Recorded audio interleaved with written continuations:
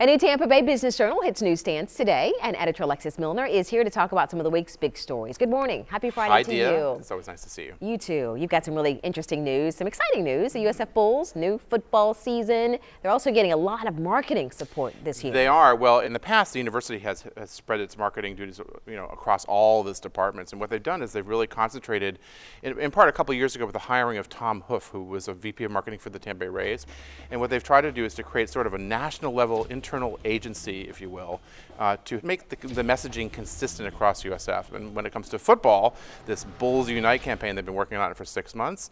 And it's a way to really sort of bring together the alumni, donors. USF has a huge economic impact, 47,000 students, 16,000 employees.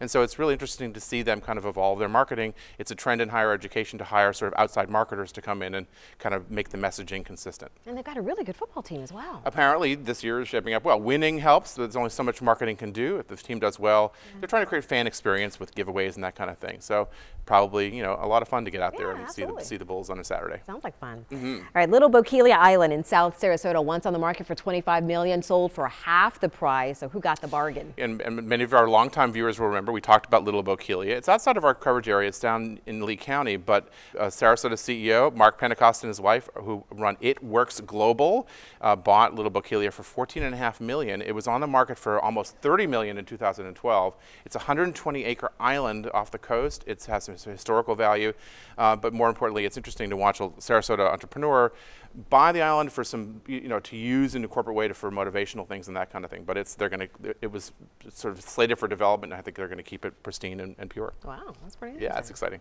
You also have some more news about Sarasota. The sunny weather coupled with a favorable tax structure make it one of the best small cities for people to spend their retirement in. Yeah, it's almost sort of like you'd think that would be expected, but NerdWallet studies, which are really interesting, they had over 900 sort of evaluating different cities to see.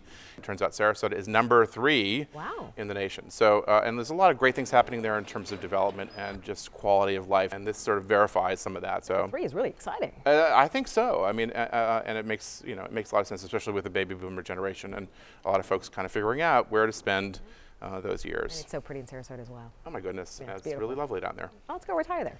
Can we go right now? Okay.